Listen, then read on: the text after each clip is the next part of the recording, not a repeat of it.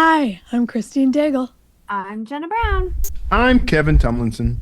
And I'm JD Barker. Welcome to Writers Inc. So I don't know if you guys can see this on camera. Can you see all the boxes and stuff like off behind Some me of near them, my, yeah. my A fireplace? little, yeah. Filling up your fireplace. So you know how authors always say yes to everything? Yes. Yes. So I've got this book coming out. It's the prequel of my 4MK trilogy. So we're working with a ton of influencers to promote like the entire series. So I agreed to this early on, not thinking about the actual repercussions, but I agreed to send every influencer that works with me on this a box. And in that box, it's got the original trilogy, so 3 books, plus the new books, so now 4 books. Then it's got some little knickknacks and stuff that we're putting in there. Like we've got it, the killer in the story cuts off, he cuts out their eyeballs and he mails it to them, like all this stuff. So we've got a little white box that's got a candy eyeball in it tied with a black string. Some paper that has to go in there that has to be like collated and all this stuff. But there's 200 of them that I've got to put together. And I've got multiple people that work for me, but none of them are in the state of New Hampshire or anywhere near me where they could actually provide a hand. Hear me out. Child labor. How old is your daughter? Whoa. Yeah. I seriously considered that, like turning, how do I turn this into a game for my daughter and her friends? This sounds like a TaskRabbit thing. That might be. I was looking at that too. Yeah. But I got to figure out like where in the house I'm even going to do this, because I've got, I've done production stuff before, and like you basically, in my mind, I've got to put all 200 boxes together. Then I go through, put like, each book in there one at a time, then the next book, then the next book. Yeah, Like that's the yeah. fastest way to get it done. You've got that fancy tent that you had last year. Go set that up on the lawn. Get some guys in there. No, I can do it in that addition that we built. Like I've got enough room out there. Yeah. Yeah. But I need to get going on it, because we're like 2 weeks into July already, and like these things were supposed to be in the mail. So anyway, probably should not say yes to everything that, every idea that crosses my desk. That's or my good mind. advice. Yes. That's the good advice for writers. Good advice for life. Don't say yes to anything. But also, that does sound very cool. Yeah. Yeah, it's going to be fun. I stumbled into something else too that I guess we can talk about. Like I love working with influencers because they always think outside the box, kind of like I do, and they always want to do something just a little weird. But I do a lot of television spots, and I think I mentioned this on the air before. Like the highly produced stuff doesn't do as well as if I just take a TikTok video that some influencer recorded, just talking about the book, blur the 2 sides so that it fits on a TV screen, and just put that on the air. Which can be done for like next to nothing from a cost standpoint. Those work really, really well. Like people just respond to them. Like we see the click through when those ads run. So word of mouth has gotten out that I'm doing this. So influencers are like, well, if I record a video for JD Barker, he's going to put it on TV. Like we have their handle on there, so it promotes their channel. So it's a win-win for everybody. But like over the last week, I think I've had like 20 or 30 of these come in through my inbox. People that want to do it. That's cool. Yeah, I'm gonna have to draw a line at some point, because otherwise, like I'm splitting up this budget between so many different people that the commercials just aren't going to air enough to really impact anybody. So I got to pick like the best 10 or something. But yeah, it's a cool idea, and like it works great for everybody. Well, I'm just happy we got one out there for our book. So I know that one went up. So it's like, that was yes. like number 2 or number 3. That was one of the cool. early ones. Cool. All right, what is going on in the news? Well, first up, Facebook's effort to silence a critic is backfiring spectacularly. So this is on the good side of the news. A meta legal effort to stop former executive Sarah Wynne Williams from promoting her memoir appears to have backfired through what's known as the Streisand effect, where trying to suppress information only draws more attention to it. During a popular podcast interview, Wynne Williams couldn't discuss her book because of a court order, so the host dramatically asked her to leave the studio before discussing the book without her. The clip went viral, reaching more than 8 million people. The publicity sent careless people, that's the title of the book, soaring up the bestseller charts, jumping from number 625 to number 15 on Amazon in the US, while becoming the number 1 best-selling book in the UK for the week. I'm gonna start just shouting to the wind that, don't pay any attention to my books. Don't pay any attention. I think you have to have a little bit more going on and just like don't pay attention to this. You need more going on, Jenna. A big company actively suppressing your book. That's what I'm going to do. It's the best publicity you can get. Banned in 49 states. Why don't you just stand outside Walmart with a big sign that says, "This store refuses to sell my book"? I think that's a great get people idea. to And there's get a people to QR videotape code. it. Yeah. And I'm pretty sure that's true anyway. Like They have won't not sell sold It your is it. true. book. Yeah. I can make that. I can make that claim for nearly every store. Just Maybe standing you outside should. Target. Yeah, How funny would that Bass be? Pro You Shop. yeah. that's Bucky's. yeah. Bass Pro Shop. You could do a whole series of every store that refuses to sell your I'm book. totally going to do that now. So you guys have yourselves to blame. That's pretty Pro Shop awesome, doesn't even honestly. sell books. I think if you do one of those sandwich boards, you have to put one on Mini too. Yeah. Well, Little do. little mini Get her a sandwich little board. vest. Yeah, this is a cool story. I actually, I don't know. I'm not. I don't really care about Meta and Facebook, but I do kind of like it when someone sticks it to them. That is a Well, they're that's a just favorite of they're mine. very annoying on like their rules and kind of what they allow and what they don't allow and it's all they always present it as like it's this neutral thing and it's for the benefit of all, but like then you always find some other decision that contradicts that. So Yeah, I get the feeling that the world is just slowly turning on social media. Like we Yeah. all used it. Everybody was all gung ho about it. Now like I'm a parent, and like as a parent, like the last thing I want is my daughter on it. And like all of our friends are, basically the same way. So like the generation that's had social media has kind of turned an eye, like doesn't want any part of it anymore. And we don't want our kids to use it anymore. So it's like it's slowly taking on this just giant negative connotation. It makes me wonder, like how far that's going to go. I mean, we've got countries outright banning it for 16 and under now.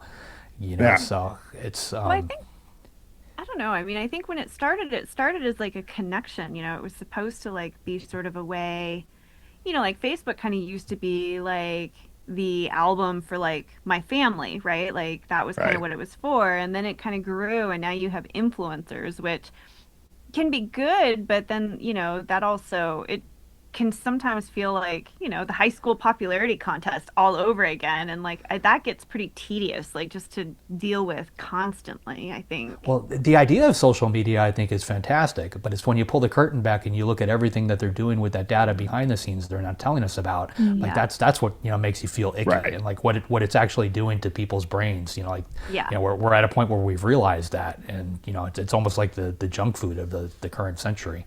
Yeah. Did you guys see the whole series of stories about the Meta glasses? And they found out that they were actually always on, and some Yeah. guy in Bangladesh is watching you poop or whatever. Yeah. Yeah, I've got a pair of those. You guys, I think you've seen them. Like we just went on Yeah. vacation. We went up to Maine for a couple of days, and like I won't take them out of the house anymore.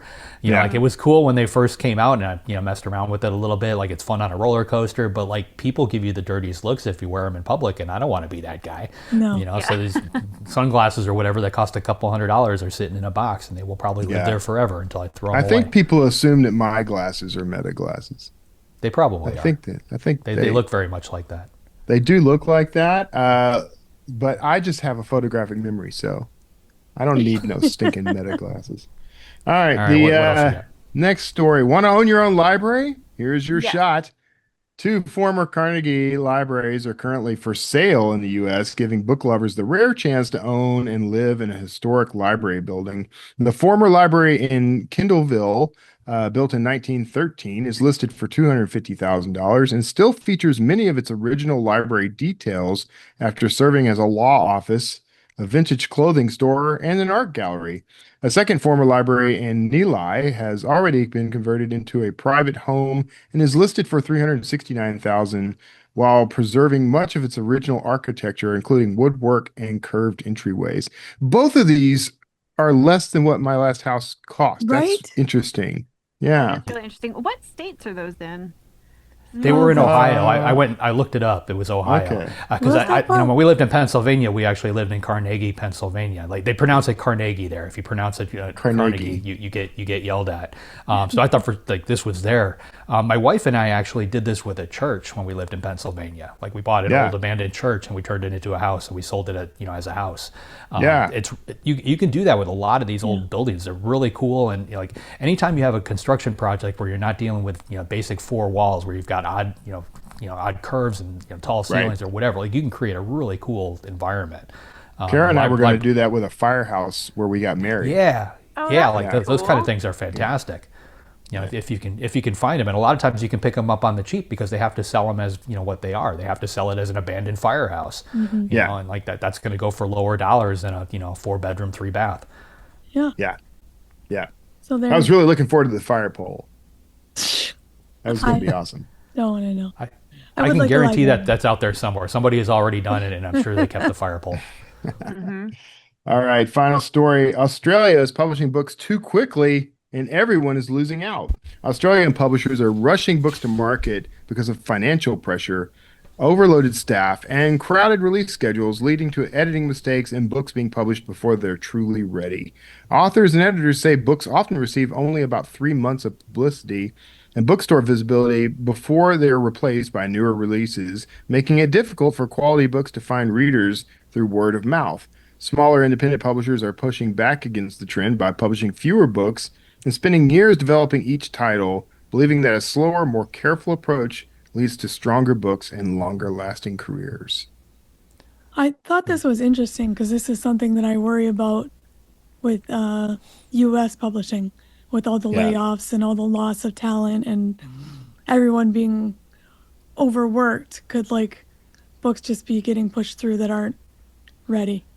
I don't know. Well, it's definitely happening. I'm hearing about it from people as they're getting published. Like they're just going through the machine much faster than they did before.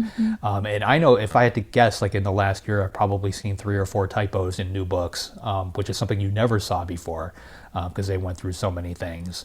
Like the print quality actually on a book that I just got, it was I think a number 3 New York Times bestseller. There were like 4 pages where like the printer ran out of ink, kind of look, and like that kind of stuff never slipped through quality control before, and now they just seem to be pushing them, through the machine as fast as they possibly can. I mean, I applaud the indie publisher for taking a step back and realizing like slow and steady does win the race.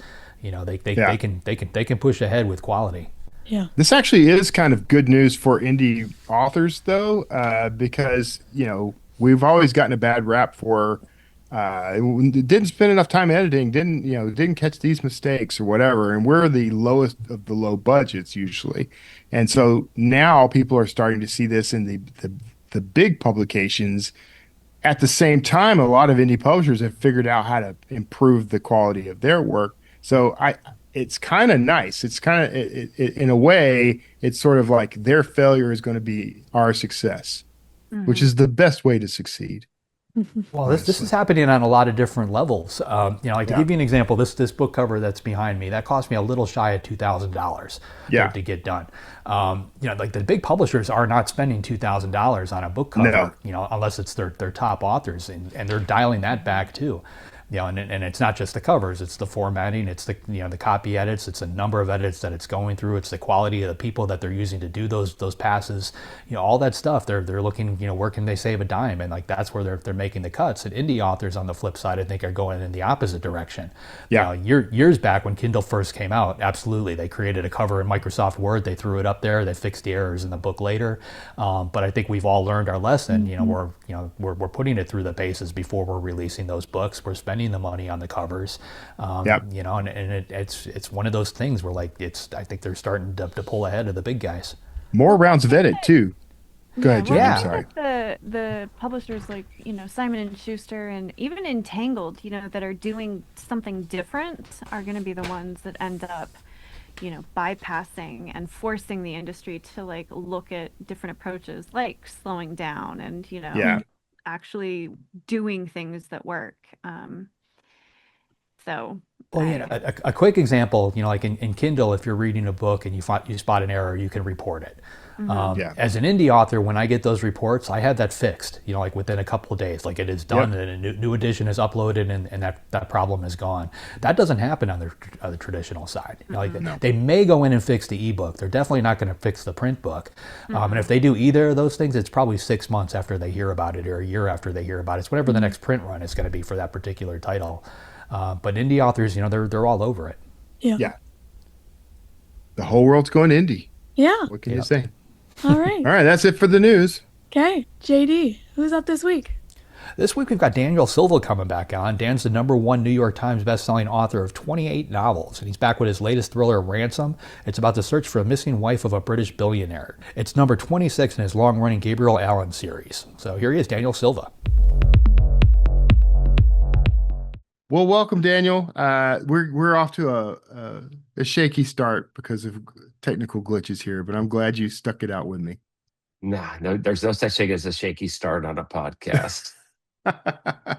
People need to hear that we flub these things every now and then so that they have confidence in what they do. So you and I were just chatting. Sorry you have to say it all again. It's fine. But this is we're talking about the 26th novel in your Gabriel Allen series, Ransom, which I am enjoying. I only got it a few days ago, so I haven't been able to fully read it yet. But 26 books is a lot for one series, man. Even I don't have that yet. That's impressive. It's he was only supposed to appear in one book, so it goes without saying that he didn't expect to write 26 books. Yeah.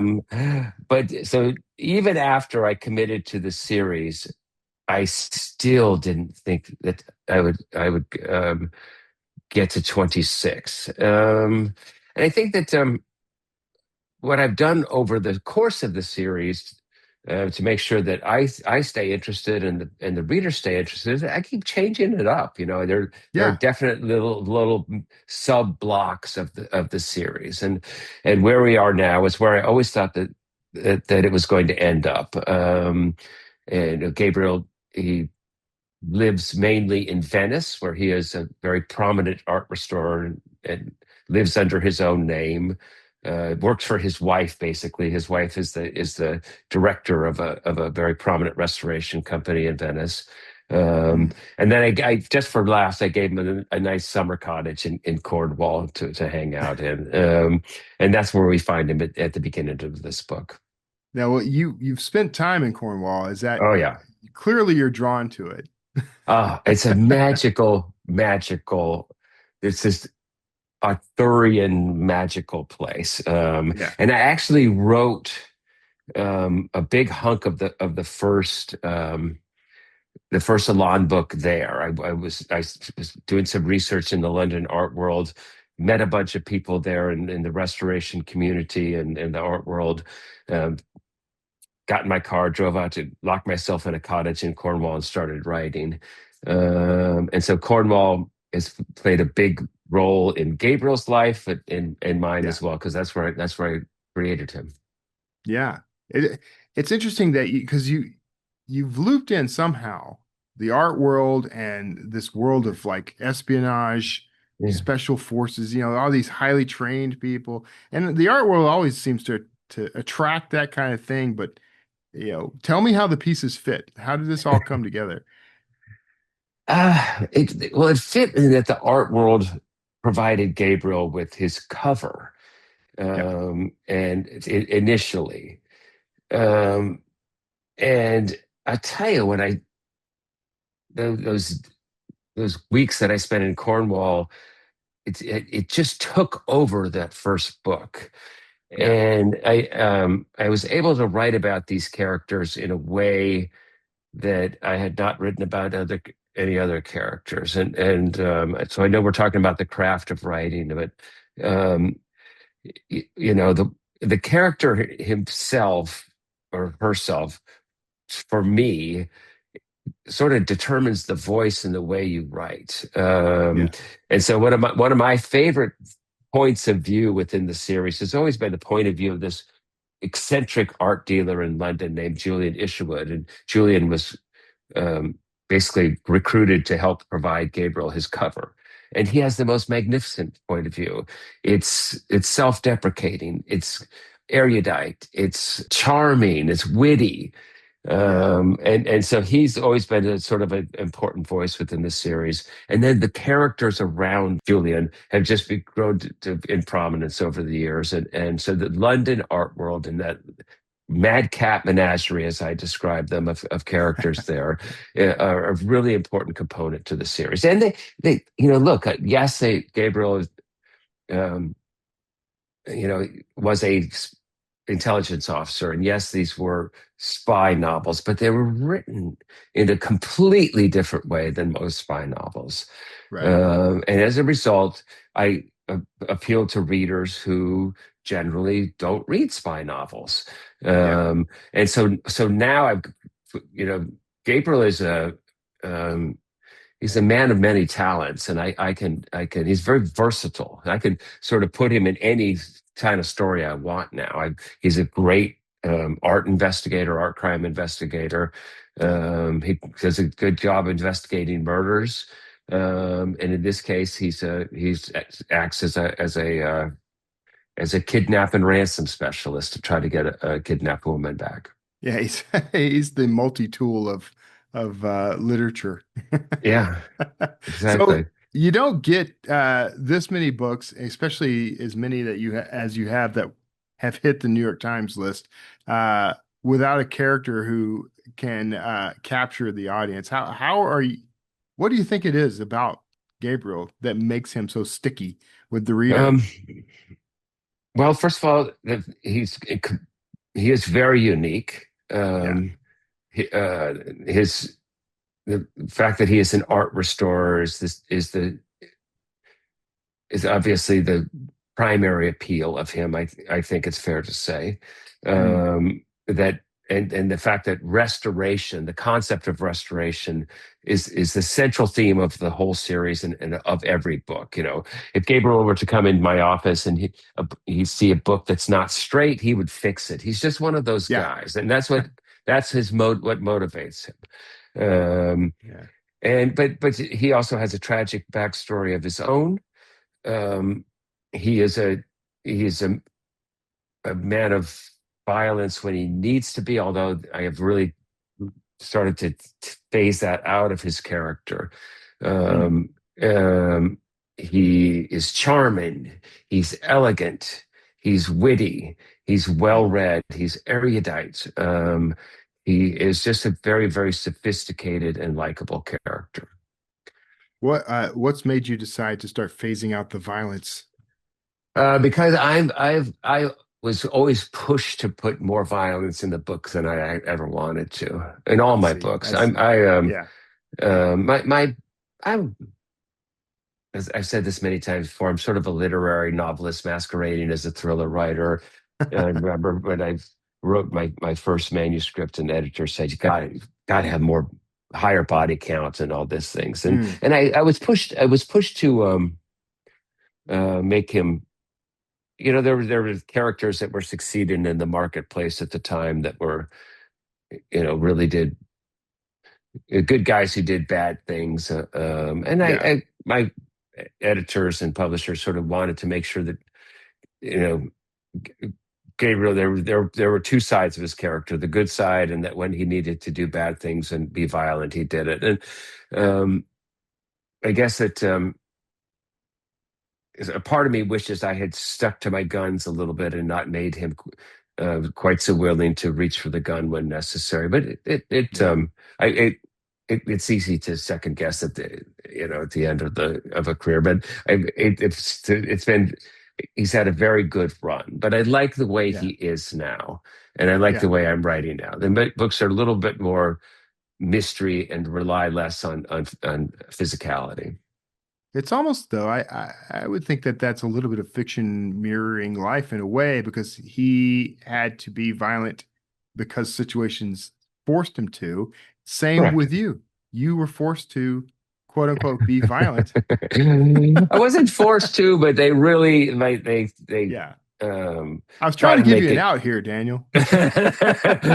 Wasn't forced to, but I mean, if you read when I created him, it's just very interesting to go back and read what I wrote about him and the things that were coming out of his mouth about things like targeted killing. Okay, he's saying it doesn't work. We shouldn't be doing this. I don't want to do it anymore. It doesn't work. We just kill this person, and the next guy comes along, and he's even more hardcore than his predecessor. And I'm just not interested in doing this work anymore. And he only got drawn into it in the first place because he sort of fit a profile. Yeah. I wrote about Gabriel that he is Israeli by birth, but he's raised in a German-speaking home. It's his first language. It's still the language of his dreams, and they needed someone who could blend in like that, and he was the right man for the right job. Yeah. You're so one of the things that's really interesting about this series and all your books is the cast of characters, the supporting characters, as they were. Yeah. So that Yeah. how important are they? Well, actually, what I really want to ask is there ever a moment where one of those supporting characters threatens to take over the book and become the main character?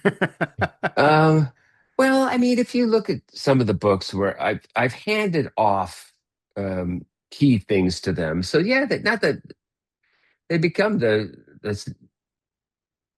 it's as Gabriel rose in prominence, he became more of an operational chief. He would always have to come in at the end, but so yeah, I would hand off to other characters and write from their point of view and let them. The character of Natalie Mizrahi in The Black Widow, gosh, she's on the page for 150 pages at least from her point of view, and it's very special. And so I like to. It gives me an interesting break as well. So I make sure that the sort of like a rib cage, like he's the sternum, and they branch off, but he's always must be the spine of the story. He's the sternum and the spine. He's a sternum and the spine. That guy's the middle of everything. What That's a right. Macabre way to put it. Yeah. Perfect. It's perfect. Let's talk now then about the book itself, Ransom. Okay. You've got everything in this book. You got billionaires. You got, people with secrets. Yeah. What's the, let's give the rundown for people about what the book actually is about.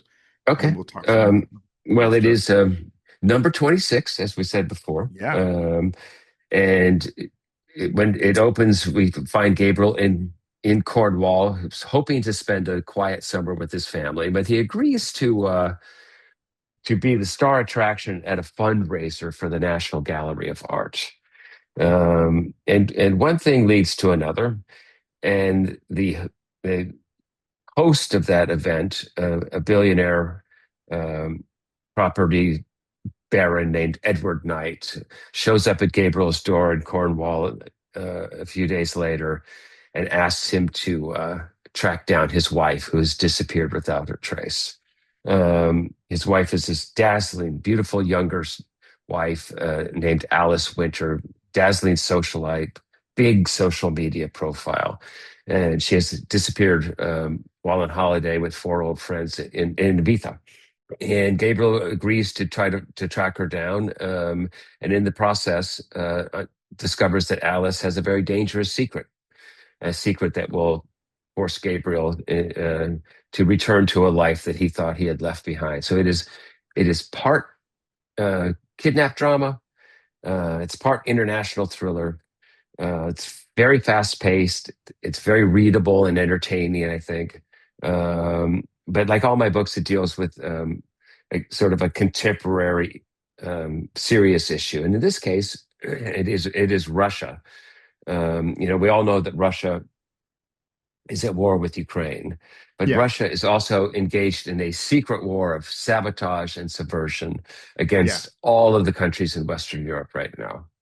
And they are blowing up pipelines. They are hacking big businesses, and they're carrying out assassinations. They are targeting transportation. And one of the things that they are doing is they are using drones. Yeah. Drones and the emerging threat of drones plays a big role in this book. How tough is it for you to stay ahead when you're writing?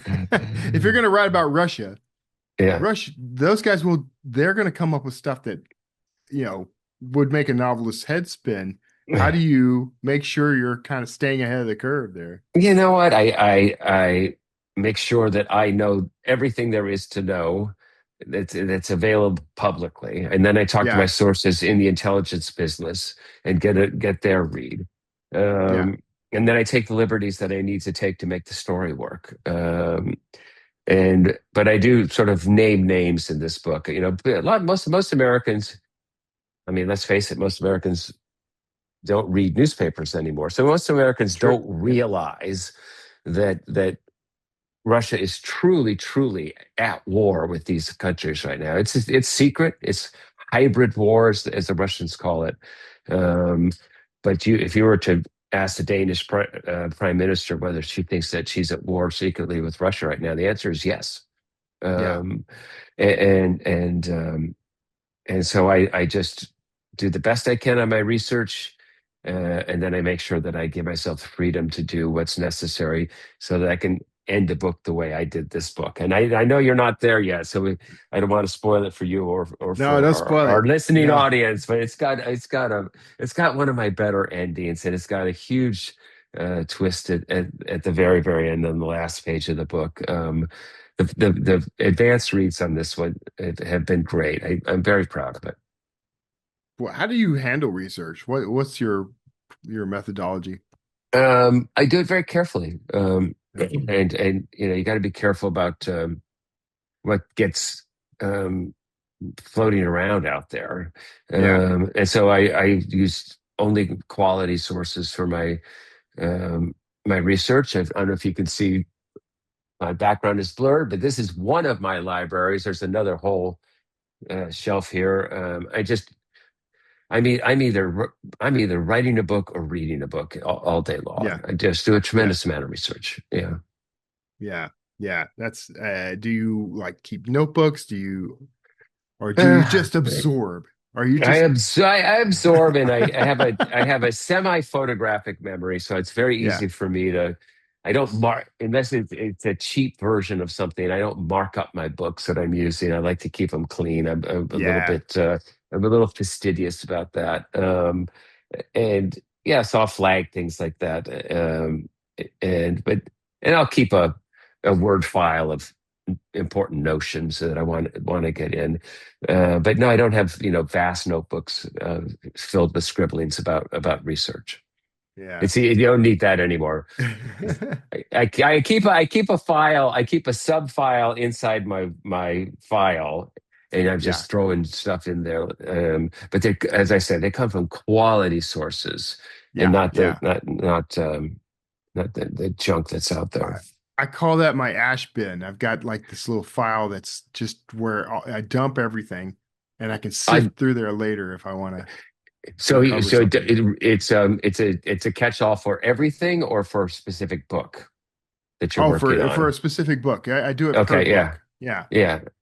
Yeah, Yeah. if you could see my Finder, you'd see the all the chapters, and then there's a Yeah. folder there that says research, and I it's easy to take a piece from the New York Times, turn it into a PDF, and fire it in there.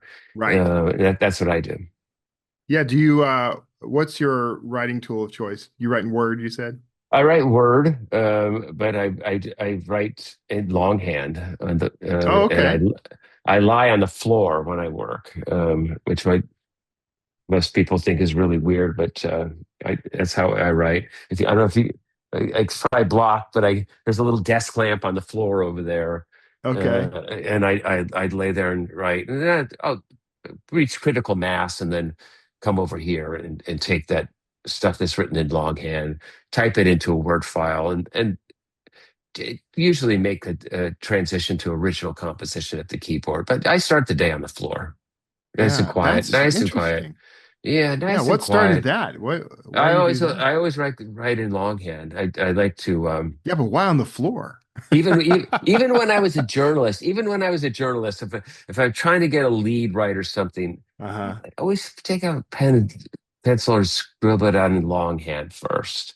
I don't Yeah. know why, but for me that's um I know that Ann Tyler, I don't know if she still does it, but she used to take her finished typescripts and then rewrite the whole book out in longhand. Interesting. Why? Because excuse me, it helped expose false notes and stuff that she didn't like. Jamie and my wife and I we read it aloud. And so reading aloud is really. I think my books are sort of written for the ear more than the eye, anyway. That was always the advice I was given growing up. I never do it. And maybe I should, but that was always advice I heard given to writers, is that you should read the manuscript out loud when you're doing I like do. your rewrites and edits. Yeah. Yeah. So, but I have to know why the floor, though. I don't know. Look at Just Google. comfortable there, huh? Google Muriel Spark. Okay, the Okay. British novelist. I'm sure the first photograph that will come up, you'll see her lying on the floor with her manuscript. This iconic Okay. photograph of her. Okay. And if you see it was the only thing that I have in common with Woody Allen, but you see these videos of him lying in a bed with the yellow legal pad, and that's how he's writing his screenplays. He's not sitting at a desk doing it. Yeah. Hey, Trumbo wrote in a bathtub. That's love. I love the birthday party scene in the movie. That was great. Yeah. I live in perpetual servitude. He also popped bennies and drank whiskey all day. He did, and I've got half that going for me. I'll let you guess which one. So before we start chatting, and actually when in the lost part of the episode that didn't get recorded, you were talking about how you actually release on the same day every year. You have a book ready by the same day every year. Yeah. So, and that's to appease the publisher, or is but what was your choice there? It's well, I fell onto this date because we had to renovate a house, and I tried to write in the rental house. It wasn't working. I live here in Washington. Georgetown University is right there. So I'd go to the library every day and try to write in the library. It wasn't working. I just kept falling farther and farther behind on my book, and so we just shifted me from my usual spring publication date to July. It's a book called The Messenger. Yeah, and I just missed being number one on the New York Times list. I hadn't achieved that yet. So we stayed there, and so I've been on that second Tuesday of July ever since, and it just works for me, and that's my date. Yeah. But if you look at the calendar, you'll see that John Sanford publishes on his day, and we're all sort of on a checkerboard. Right. And it just works. The industry, the bookstores know when to expect you, and I think it's a great idea. I should do something like that, but it does force me to work a little faster than I would prefer. I mean, the one thing I had to do is teach myself or train myself or figure out a way that I could effectively write a book in like 5 months. I don't have a full year to write a book with all the promotion responsibilities and things like that. So, the writing year is, I have to finish a book by April 1st. It's very tight at the end. That means I have to finish a book by about March 1st. Mm-hmm. And so September to March 1st, from Labor Day to March 1st is the effective writing year. It's pretty short. Yeah, it's pretty short. And I had to devise a way to do it and to keep the quality up. Right. It basically means work all day, every day. Work all day, every day. I was actually going to ask you, like, how long between finishing one and starting the next? So it sounds like you finish in March and you start in September. So I finish what I euphemistically refer to as a first draft. I see. On March 1st. That's the goal. I actually Okay. have a typescript here of Ransom. So this is when it started out, it was significantly fatter than that, and then so we Yeah. sit. My wife and I sit, for 2 or 3 weeks and just read.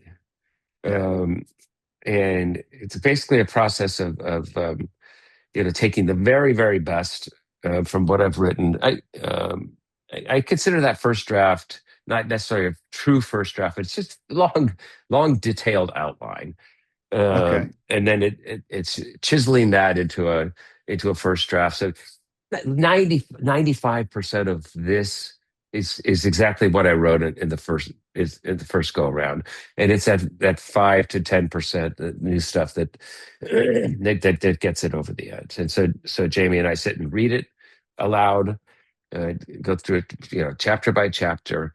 Um, she ruthlessly cuts out things. I ruthlessly cut out. It's much easier to cut at the end Yeah. than when you're writing. I mean, you're Yeah. not, okay, and cut and recraft things. There's some new material that goes into it usually. So then by April 1st, then I hand in, and I get 2 weeks to do one more typescript. April 15th, I hand in, and then it's the production process. So by the last week of May, it's done. Hmm. It's got to be. That's how quickly we can get it printed in the bookstore. So they're pretty good Yeah. at it. Yeah. The only way that I can stop fiddling with it is to start something right away. Yeah. So Yeah. I get to work. I always the next book always settles as I'm working on it, finishing another book when I sort of get into clear air. Yeah. So I just need to forget about it, and I get. If it's going well, I get so deep in the new one that I sort of have to refresh my memory Right. to get ready for book tour. Do you have Um, to reread? Do you have to go back and look at your old books to remember? I try. I mean, it's 26 now. It's safe Yeah. to assume that a lot of my readers know the series better than I do. So I don't have to reread, but it does help me every once in a while to go back and look at the way I did something. I mean, do you keep like a note or something, a wiki or something that because that's a lot of characterization to remember, you know? Do you have something? I don't write anything down. I don't write in any notes or outline or anything like that. And so usually when I get I get to a spot where the book is sort of in hand and I know exactly what I will sit down with my wife and tell her. It's sort of, we call it the in case I die conversation, that maybe someone could have a go at finishing a book for me. Yeah. But so I'll say it out loud, but it's just I don't have enough time to sit and waste time to writing down what I'm going to write. Mm.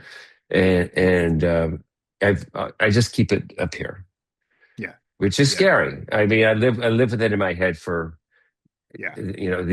low these many months, and that's the way I do it. I don't have time. I mean, I read this article once about Lee Child and some another writer were talking about whether to outline a book or not, and Hmm. Lee Child didn't have anything against it, but he's like, I don't have time. He's on a very That's how similar I feel. schedule. Yeah. I don't have time, and Yeah. and he's a professional, experienced professional. Knows what he's doing, and he gets to work, and that's how I feel. Well, And I have to be honest with you. I think that most of the um, men and women who you think are really good at their craft, they don't outline. Agatha Christie, for right. example, very detailed outline, very, very Yeah. detailed. But a lot of people don't outline, and I'm one of them. That's I know. I know. It's the ongoing, I wouldn't call it a debate or controversy or anything, but it is interesting to talk to so many authors and see there's a definite split. There's a, it's pretty equal. The number of authors who, pants the book and the number who plot it. That's writing for you. I guess I go forward if I'm going to make a change. If I get to page 80 and I'm okay, we're going to go to. I go back and I make the adjustments. Yeah. Sort of like sort of like a painter who puts Yeah. obliterating paint over something and repaints it. So it's buried under the layer of paint. But I just painted Yeah. over it. Um, Well, and that's the way I do what an appropriate way to round off the interview. Talking about painters. it. The new book, Ransom. When do you I failed to jot down the release date. What's the release date? It's every day Oh, the same year. well, Or every year the same day. it's the same Tuesday. I think it's the Yeah. 14th this year, right? Yeah. I should know that off the We'll get it. top. We'll get it right when we're talking about it. But thank you so much for hopping in with me, and it's good to see you again. I'm It's nice to see you. always excited to chat with you. I always love reading your stuff. So we appreciate you being here. Thank you so much for having me. It was a lot of fun. So I love talking to Daniel, by the way. I think this is like the third or fourth conversation I've had with him. So I did not do the standard thing where I'm like, how'd you get your start or any of that? But he had a lot of insight that I think is useful to authors, especially when it came to like his characters. And he was talking about how Gabriel Alon was a character that started as it was just supposed to be temporary. It's like a one book, one off character, but he's evolved over like 26 novels. Uh, so, how do you think writers can build a character that's flexible enough to sustain a long series like that without losing the core, the thing that readers fell in love with? I think it's tough, it's because he kind of fell into the same trap a lot of other authors, do or did. He put the first book out there. His publisher said, well, these books are doing really well. Their heroes do this, this, and that. You need to do this, this, and that too. So all of a sudden your character's carrying a gun, and you may not want them to carry a gun. And now you're stuck carrying a gun for the next 28 books, So, Yeah. but you take somebody like, we'll pick on Dan Brown, like Robert Langdon hates guns, because Dan hates guns, and I doubt you'll ever see Robert Langdon have a gun. And that was a conscious decision from the get go, and he's followed through on each book so far with that kind of thing. But you get so many voices in your head, I think, telling you what to do, especially when you're new at it. And you tend to listen to them because you just don't know any better. You just assume this editor knows more than you do. Yeah. I think making a character as real as possible. And what I mean by that is, like, if you think about people, like, we are very nuanced and flawed, and there's like a lot of layers to us. And so I think that, like, the more time you kind of spend, you don't have to have all that figured out, but the more time you spend kind of getting to know your character on like that really deep level, like, I think that you'll kind of discover new layers that can be mined in future books, that still feel very authentic to the character. Um, you just have to make sure Yeah. that it's consistent, that it feels like it belongs to them. And I Yeah, think I mean, readers are happy. as an author, I think it makes a lot of sense to go back and read book one in a long running series like this, just to figure out how much they did establish from the get go. Because if you read like the very first Jack Reacher novel, he laid it all out. In that very first book, he knew who Reacher was. He doesn't say Reacher's name until like page 15, which I think is kind of cool. But as far as the character traits and everything else, they're see there. your characters drifting over the course of a series. Like changing as people, or Like drifting off book, basically. Yeah. You see that? Not so much anymore. It definitely happened in like when I was writing Fourth Monkey, but I tend to go back, like once I dial in whatever that personality is, I go back through the book and then just make sure it's consistent all the way through the book. And when I'm writing something within a series, I always read the previous books in that series before I start the new one, which kind of gets my brain in the right mindset. I think if I took too much time in between and I stepped away and I wrote, because I write a lot of books, and if I were to, take 4 or 5 years off and not do that, I might end up with a very different character. Yeah. I have like my primary protagonists over the various series are pretty dialed in. So it's kind of, I know how they think and how they're going to react to things. So even if their life circumstances change from over the course of the series, I know what their core is. So, Dan Kotler is always going to be kind of, a little bit of a wise ass, but he's, dry wit, very intelligent, always very observant, that sort of thing, smarter than I am. So as long as I can continue playing him smarter than I am, he's going to be Dan Kotler. Yeah. It's not hard to do. You know, I was thinking about it's interesting that he was like, "Oh, I had to kill more people in my books because that's what my editor told me to Yeah. do." And now he's getting less away from that. Um, and then I got thinking about like how many people do you need to kill in a thriller? Is it boring if you kill nobody? What do you No, think? I I mean, think it's better to go the opposite direction if you can. I mean, if you have like killing them is kind of the easy way out. You know, sometimes if Yeah. you've got a bad guy in front of you. So if you refuse to kill the the bad guy, that makes it tougher to write, but it's a better scene. Yeah. I think it's always just about it has to feel like real to the story, real to the character, and then interesting for the reader. So, yeah, like JD said, if killing him is kind of the easy way out, and then you can kind of think like, well, what else can I do, and how else can I do this? And you know, um, I think I've read thrillers that don't necessarily have like psychological thrillers are a lot like that. Like nobody necessarily dies, but the Mm, stakes feel incredibly high, and like you're constantly wondering what's going to happen and what does this Yeah. mean. You So you called that out on the book I had you read from me, the Hollow King. You I would called that never. out. You did. You're like, nobody died.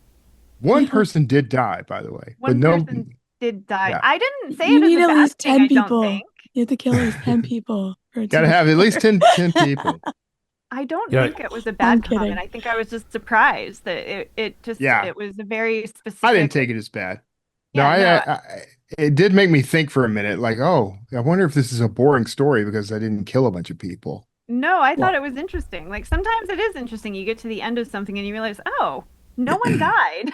if you want to check out a really cool example of this, read Greg Hurwitz's latest Orphan X book, Yeah, because the entire series is about a trained killer. The guy was raised yeah, Yeah. from little kid to being a killer. But the latest book, the girl that he's defending, basically tells him you're not allowed to kill anybody. Oh, that's cool. So he's got to go through the whole book, doing anything other than kill the people that he would normally just wipe yeah, off the map and move on and go have lunch. Yeah, because yeah, I've read a couple of those books at least because we've had Greg on and lots of yeah. people die. So that would be Yeah, an interesting way to that is end the his series. default mode of operation. So if all of a Yeah, sudden he's not allowed to do that, it makes it kind of fun. nice. It's like if John Wick, if you said, look, if you kill anyone, this little girl dies. Hmm. John Wick would, Yeah. break a lot of Break every bones, but bone in their body. But they'd yeah, be A lot alive. of bones they would feel break. they'd be in traction for the rest of their lives, but they are alive. Hmm. All right. I think that's enough. I think That's we've enough. discussed Mr. Silva's book. I got one more question if we want to Why tackle it. would you ever write on the floor was my question. I know. I was so curious and he kind of glossed over it, but I think it's a comfort thing. Why would Don't you you write think? on Do the you guys floor have at like I'm not gonna weird reveal his age, but he's not a young man. I'm just like, Yeah, I know. I'm like, no. I don't think I could get back up again if I was Yeah. riding on the floor. Like I I've do got a everything on the floor now. I've got a very comfy chair. I I know. like my comfy chair. Look, Chairs are I've good. had to shift the way I do things so often over the past couple of years and just the past like 5 months. I've worked out of laundry rooms, at kitchen counters, at, patio tables, and I've never had the same chair twice, as far as I can tell. So I have gotten used to just improvising wherever I am and being But comfortable. not the floor. Uh, but I have yet to sit on the floor to write Just saying. so far. Do you guys have like anything quirky about your writing I have a very setup or comfortable scenario? chair.